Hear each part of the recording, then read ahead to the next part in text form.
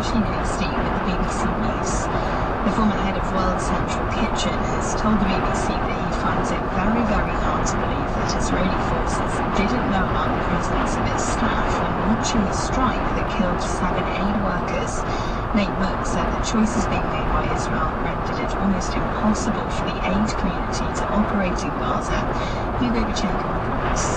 The bodies of the 6 foreign aid workers killed in the Israeli attack have crossed from Gaza to Egypt, from where they will be repatriated to their countries.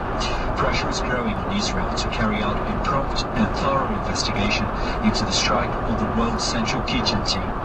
The Israeli military said early findings indicated the attack on the clearly marked convoy had happened after a misidentification and that the attack was a mistake. The White House national security spokesperson has said the US doesn't expect the Israeli strike to affect talks on a ceasefire and the release of hostages. Qatar's Prime Minister Mohammed bin Abdulrahman Al Thani said that the main point of dispute in the talks is over the return of displaced Palestinians to all locations in Gaza.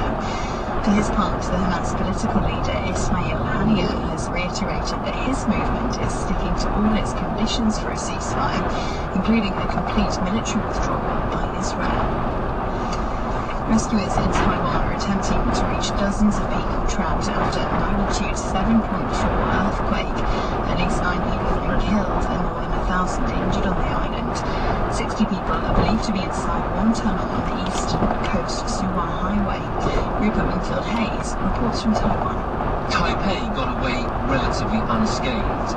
Not so the east of the island. In the city of Hualien, teams of rescuers are still searching for people trapped in collapsed buildings. Several large buildings in the city now lean over at absurd angles, as if ready to topple at any moment. Eastern Taiwan is a mountainous and rugged landscape, and that brought another terrifying threat. Along the coast, the quake unleashed massive rockfalls, whole mountainsides seemingly slipping into the valley below. Roads are now strewn with massive boulders, bridges severed, and tunnels blocked. The NATO Secretary-General has said Ukraine can count on the alliance's support in the long term. Speaking during the foreign ministers' meeting, Jens Stoltenberg said the allies had already started to plan a more central role in providing assistance to Kyiv in its fight against the Russian invasion. All allies agree on the need to support Ukraine in this critical moment. Today, allies have agreed to move forward with planning for a greater NATO role in coordinating security assistance and training. World News from the BBC. The Constitutional Court in Uganda has rejected a bid to overturn a controversial anti-gay law adopted in May last year.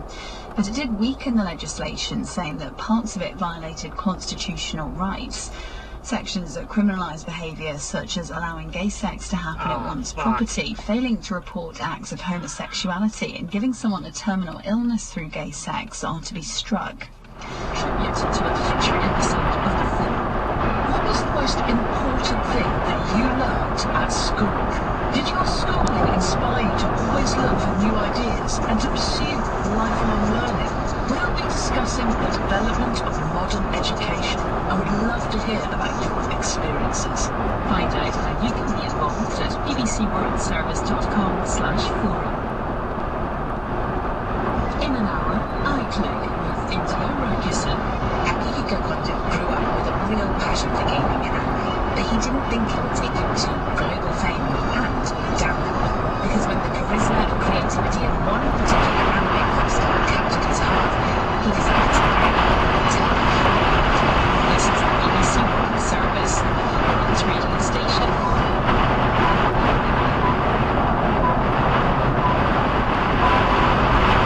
Welcome to Swedish Insurance and Floor on BBC's newsroom in central London. There have been over 1,000 deaths in Gaza since Israel began its military offensive in the wake of the Hamas attacks last October 7th. But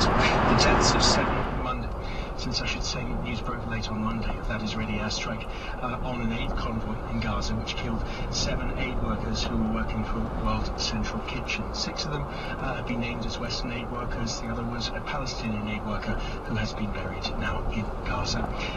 There have been many different reactions that we brought you over the last 36 hours or so.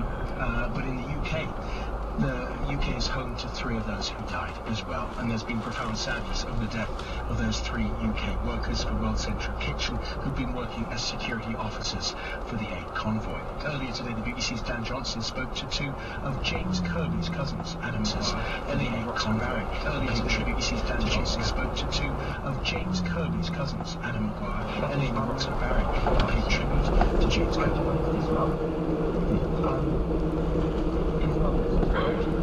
And vice versa, and he was a family type. He was just an absolute gentleman.